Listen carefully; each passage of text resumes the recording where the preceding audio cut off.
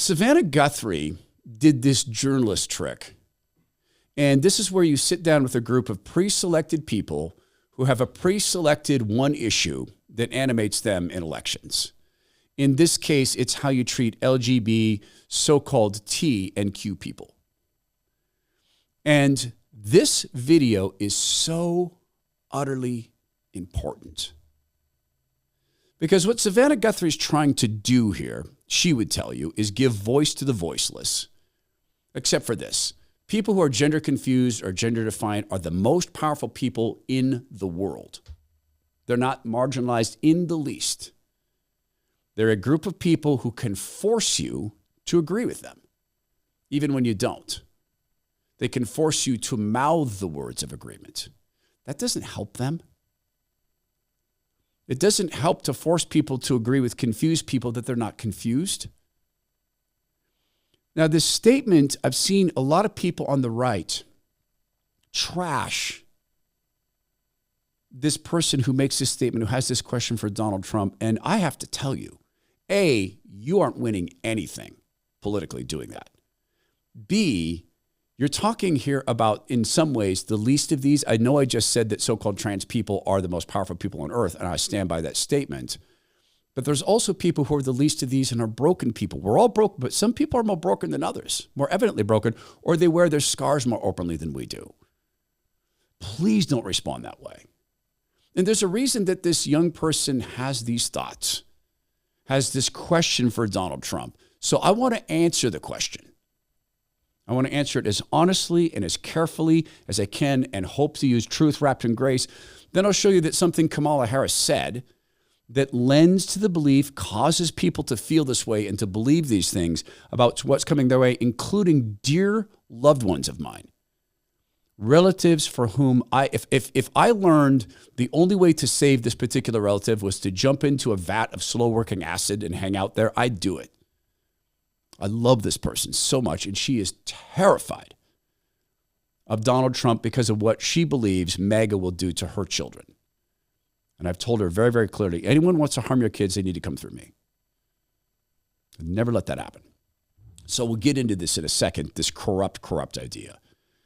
You can track a nation's moral activity to their finances. As morals fall apart, finances inexorably track with them because people stop having any moral attachment to their money. After all, I want this thing. Therefore, I should have these things. And when you stack that up into the government level, you take a country like ours that's been uniquely successful, partly because we based our system upon how the Bible calls for governing to be done. That is, through diffuse powers, separated powers, checks and balances, no one human being having a lot of power because humans are fallible and have this sin desire to control others. That made us wildly successful, which has led to a lot of excess spending and arrogance. Combine that with an effort to attack the morality of the country, right down to destroying the family unit, and you're going to see morality tracking with insane spending untethered to any form of morality and therefore reality or morality. Your retirement account was not set up for such a time. Do you remember sitting down and setting up your retirement account years ago, 10, 15 years ago, and saying, hey, let's remember, we don't have any morality and our financial system is based upon the smoke and mirrors of conjuring money. Quantitative easing, which really means to conjure fake money. Nope, not to this degree. So I advise you to pause. Let my friend Zach Abraham and his team at Bulwark Capital Management look at your retirement plans versus your retirement reality and let him tell you what the gap is. And if you're ready to retire, he will throw you a virtual party on the phone or the conference call, the video call. You can even go see him in person in Seattle. Easy enough to make this happen. There's no obligation. This is a free service Zach provides. And sure, if you end that going, hey, I'm not as close to retirement as I thought I was, then hire Zach to work on it. And incidentally, his definition of retirement might not be yours. Might not be. His definition is you know exactly how much money you'll have every month for the rest of your life. Maybe you prefer to guess. Probably not. Here's how you get this done. Go to knowyourriskradio.com. That's K-N-O-W, knowyourriskradio.com, or call them at 866-779-RISK. Now, courtesy of the federal government telling us we have to do things like this, I present to you an exciting disclaimer performed by my friend Russ the Monster Simber. Investment advisory services offered through Trek Financial LLC, an SEC-registered investment advisor. The opinions expressed in this program are for general informational purposes only and are not intended to provide specific advice or recommendations for any individual or on any specific security. Any references to performance of securities are thought to be materially accurate, and actual performance may differ. Investments involve risk and are not guaranteed. Past performance doesn't guarantee future results. Trek 24308. This is Savannah Guthrie holding this little mini session, not town hall, but discussion with LGB so-called T and Q people. If I were to ask Vice President Harris a question, I think I would ask her, how soon do you think we can get the Equality Act passed? How about Donald Trump? I would ask him, do you see me as a human? Oh.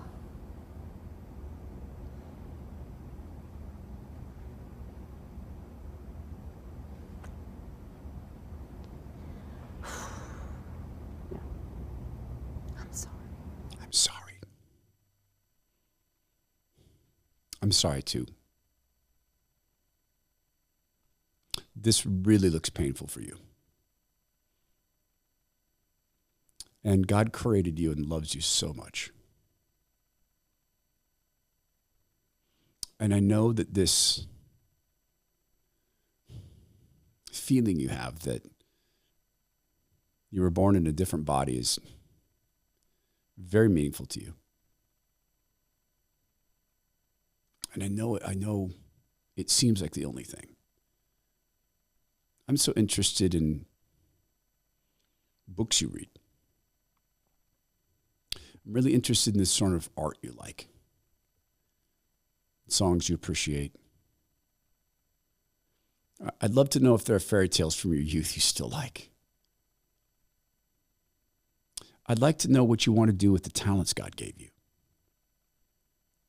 because he certainly gave you some. He gives it to everybody.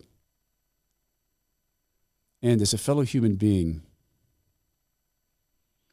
I want you to know that because we're created by the same God, we're, in a way, family. In a way. I don't know where you're at in your faith walk. I know this, that Jesus loves you so much. And I know he'd love to embrace you and welcome you, because when he created mankind, he said it was good. And this was before the fall. Christians view the fall as a decision we made to go our own way, to ignore what God told us. And this brought sin into the world that brought things like hatred. And I hear you, the subtext is, I feel like you might believe that President Trump either hates you or worse.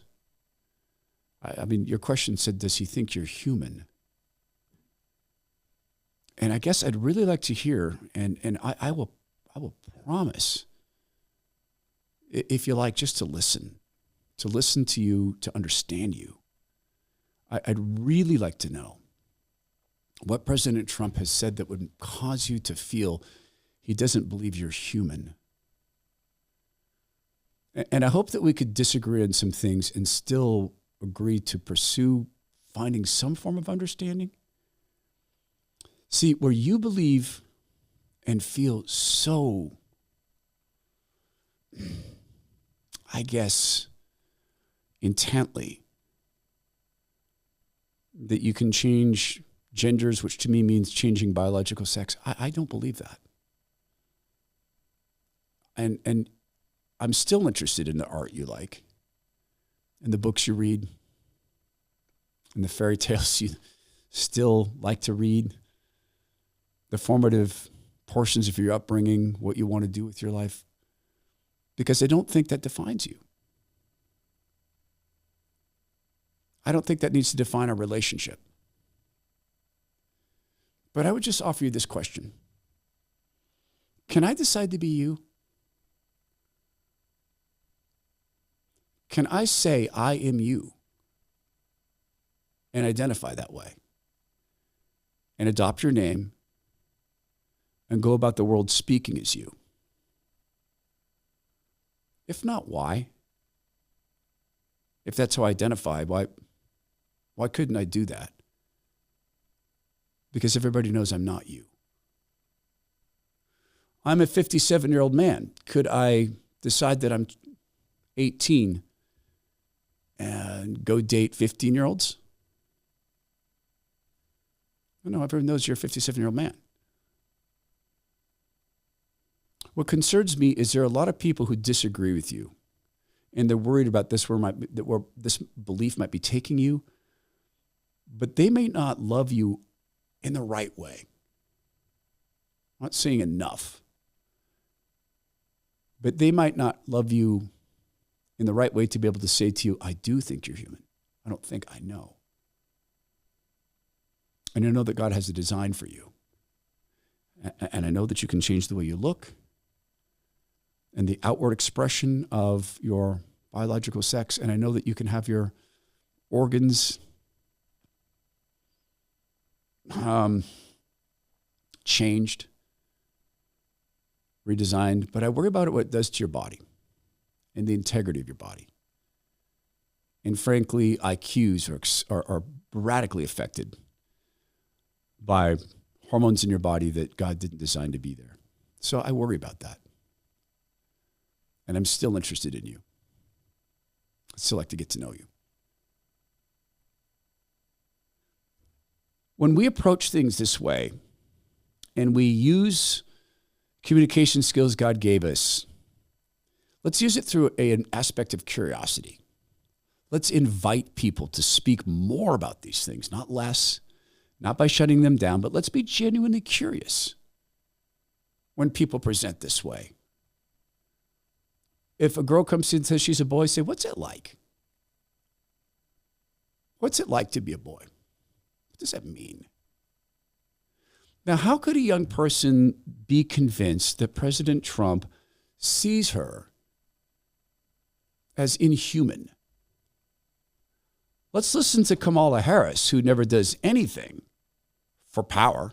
He's talking about the enemy within our country, Pennsylvania. He's talking about that he considers anyone who doesn't support him or who will not bend to his will an enemy of our country. It's a serious issue. He is saying that he would use the military to go after them. Think about this. He's saying that with 20 million illegal immigrants in our country who are also human beings, who are also created by God and loved by God, there's so many people here illegally who are affecting our electoral college, who are responsible for at least 23 illegitimate seats in Congress, which is stealing. That's stealing the electoral college heft of other states, that President Trump feels he might be forced to use the military to do that. I don't want him to do that. National Guard is one thing. The military, I don't like it. The deportations should get done. We need to have laws. If you don't enforce laws, they're no longer laws. They're wishes. They're fond memories. They're at best suggestions. President Trump is not saying that people who will not bend to his will are enemies. He says that people who rob elections are enemies. People who rig elections are enemies. People who facilitate a broad-scale, open-air, clear-as-day invasion of our country are enemies. People who, like General White Rage, illegally acted in a treasonous way to offer to the Chinese Communist Party generals heads up if the civilian command of the United States military decided that we needed to attack China, he would warn them so they could more effectively kill Americans. That's being an enemy. But we started this with a young woman saying, do you think I'm human? That woman, Kamala Harris, looks at a younger you, far younger. I'm guessing you're in your early 20s. He looks at a not 14 or 11, she at a 14 or 11. Kamala Harris looks at not an 8-year-old you, not a 2-year-old you, but an 8-month you or a 7-month you in the womb. Still you. Still human. And she says she should be allowed to kill you. Does she think you're human?